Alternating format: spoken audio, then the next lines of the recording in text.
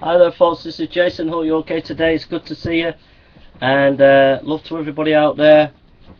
I'm just going to be thinking about was Jesus a real historical figure? And we've been discussing with some of the atheists on YouTube, and every fact that's been brought to them, they've kind of tried to dispute it. But you know, facts are facts, and it's no good trying to dispute with facts. And that's what I'm finding with quite a few of you atheists out there. When you're presented with facts, you do try to dodge it. So let's just read a few more facts. This is page 121 on this book, Joshua McDowell, Evidence That Demands a Verdict. And it says, on the historicity of Jesus, Lucian of Samosata, Greek satirist of the later half of the 2nd century, Lucian spoke scornfully of Christ and the Christians, never assuming or arguing that they were unreal.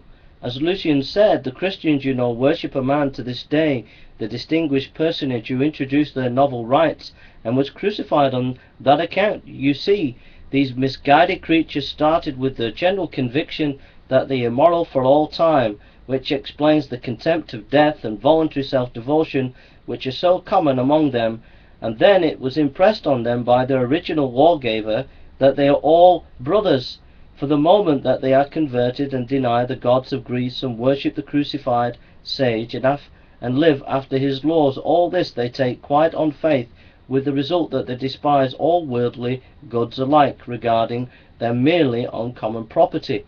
Lucian, The Death of Peregrine. So what do you think of Lucian there? There's some more historical information. Are you going to twist it, atheist? Are you going to try and run round and try and deny that Christ existed? Try to say that he was a myth? It says Suetonius, or Suetonius, another Roman historian, court official under Hadrian, an analyst of the imperial house, stated in his life of Claudius as the yeah, I know what you're laughing at. I'm laughing at it as well.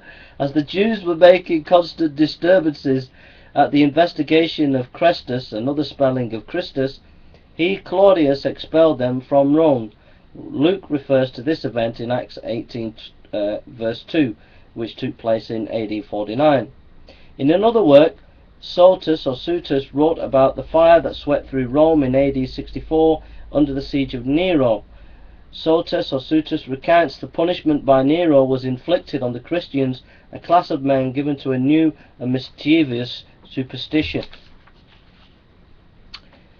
Assuming Jesus was crucified in the early 30s, Sustinius, no friend of Christianity, places Christians in the imperial city less than 20 years later, and he reports that they were suffering and dying for the conviction that Jesus Christ had really lived, died, and risen from the dead.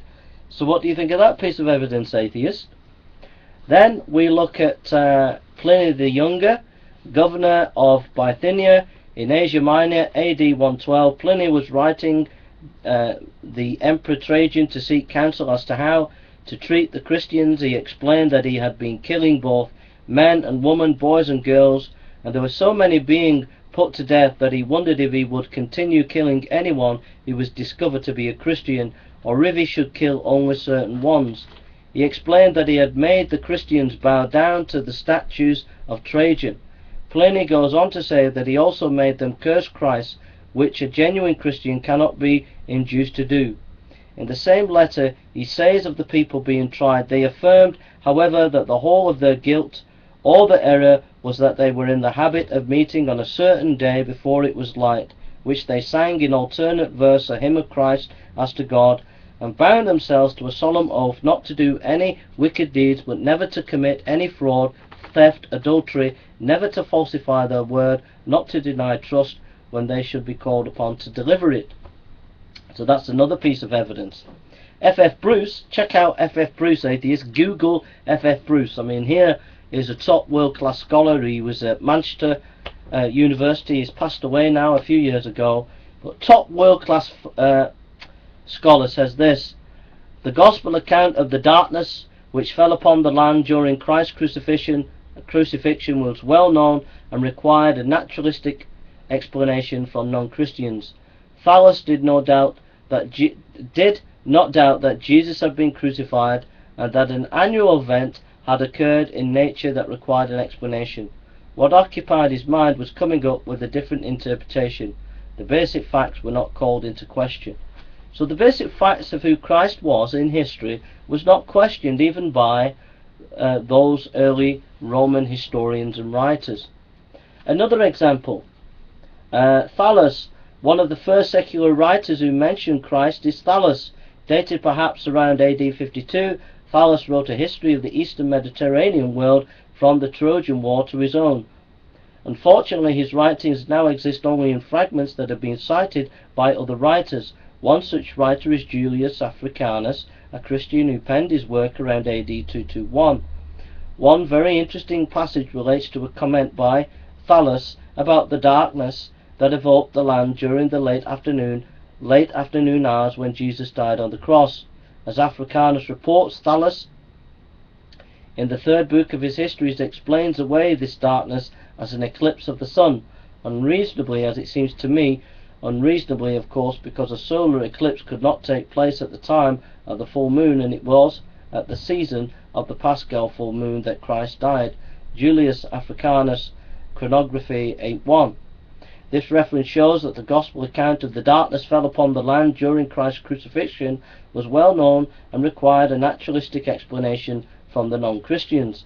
Thales did not doubt that Jesus had been crucified and that an annual event had occurred in nature that required an explanation.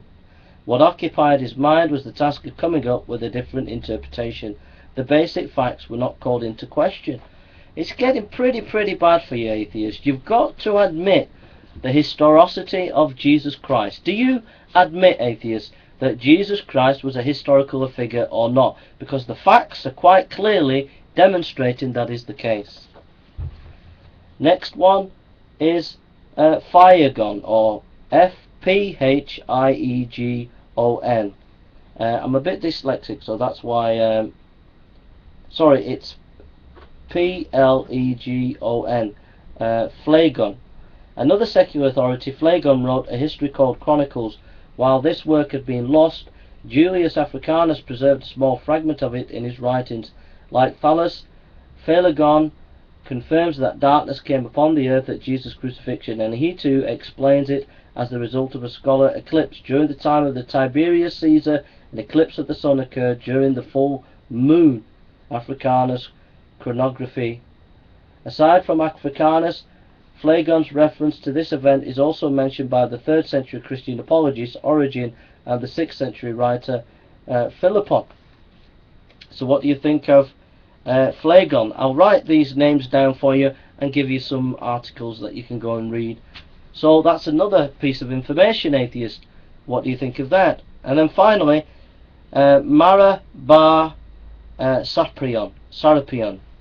Sometime after AD 70, Mara bar Serapion, a Syrian and probably Stoic philosopher, wrote a letter from prison to his son, encountering him to pursue wisdom. In his letter he compares Jesus to the philosophers Socrates and Pythagoras. He writes, "What advantage did the Athenians gain from putting Socrates to death? Famine, plague came upon them, and a judgment from their crime. What advantage did the men of Samos gain from burning Pythagoras? In a moment their land was covered with sand. What advantage did the Jews gain from executing their wise king? It was just after that their kingdom was abolished. God justly avenged these 3 wise men. The Athenians died of hunger, the Samians were overwhelmed by the sea, and the Jews, ruined and driven from their land, live in complete dispersion. But Socrates did not die for good. He lived on his teaching for Plato. And Pythagoras did not die for good. He lived in the nature of Hera. Nor did the wise king die for good. He lived on in the teaching which he had given." This father was certainly not a Christian, since he puts Jesus on equal footing with Socrates and Protagoras. He has Jesus living on his teaching rather than in his resurrection, and in another place he indicates a belief in polytheism. Nonetheless, his references to Christ indicate that he did not question whether Jesus lived or not. I think that's quite clear and very well, it's just indisputable and strong evidence to say that to establish that the historicity of Christ, and I think for you atheists out there to deny that and to say that Christ was a mythological figure, to me, and I think to most reasonable people, it's just not fair. So what do you think, atheists? Let us know. Take care and God bless you.